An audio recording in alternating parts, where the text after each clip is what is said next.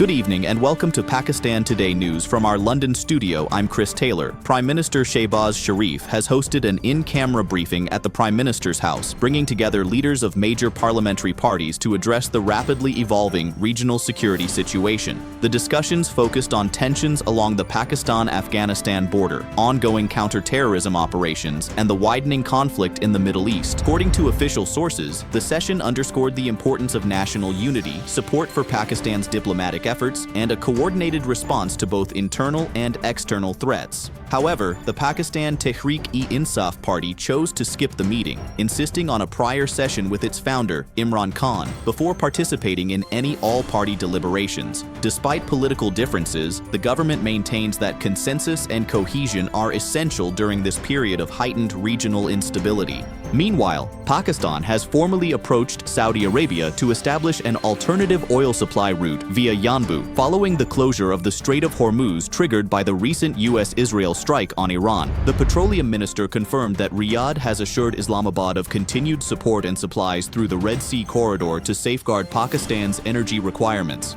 Officials say Islamabad is closely monitoring developments and has constituted a cabinet committee to assess the potential impact on the national energy chain. While the government continues to pass global price fluctuations on to consumers, it is also exploring contingency measures to cushion long-term economic effects.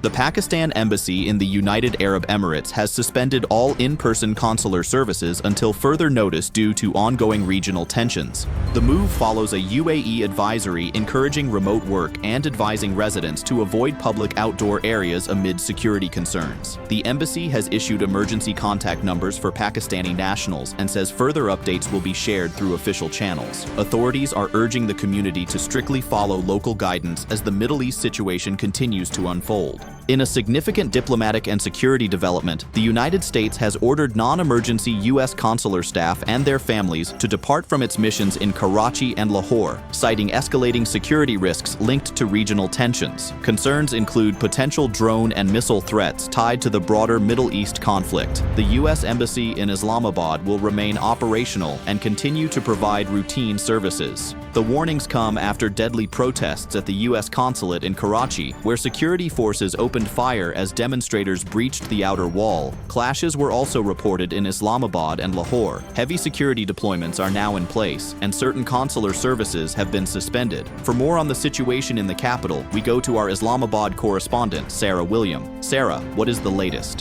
Thank you, Chris.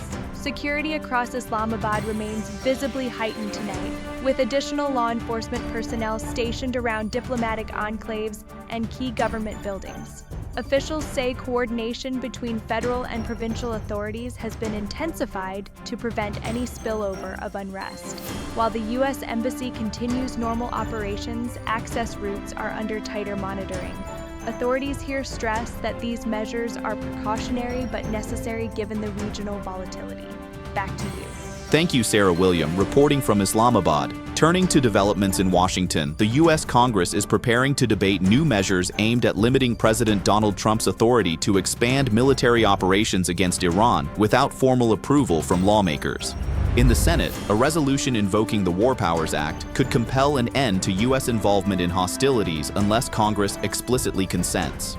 In the House of Representatives, bipartisan initiatives are also pushing for the withdrawal of troops engaged against Iran without congressional sanction. The moves reflect mounting concern over recent U.S.-Israeli strikes and the risk of deeper regional escalation. In another major development, a report cited by state-run television claims that Pakistan has carried out a strike on Afghanistan's Bagram Air Base, destroying an aircraft hangar and 2 warehouses. The New York Times reports that satellite imagery shows flattened warehouse structures at the base, once the nerve center of America's 20-year war in Afghanistan, and now considered a strategic Taliban asset. The report further alleges that Pakistan has conducted more than 50 attacks on Afghan military targets. Officials quoted experts as saying the strike sends a clear message that Pakistan retains the capability to conduct operations anywhere inside Afghanistan. Finally, Pakistan's benchmark KSE 100 stock index experienced sharp volatility, closing down approximately 1,350 points after early session gains. The index at one stage plunged more than 2,300 points intraday before staging a partial recovery. This follows a massive sell-off earlier in the week, including Monday's record drop of over 16,000 points. Analysts attribute the turbulence to fragile investor confidence amid worsening global geopolitical tensions, particularly the escalating Middle East conflict and rising oil prices, which continue to dampen risk appetite in domestic and broader Asian markets. That's all for now. You're watching Pakistan Today News. I'm Chris Taylor.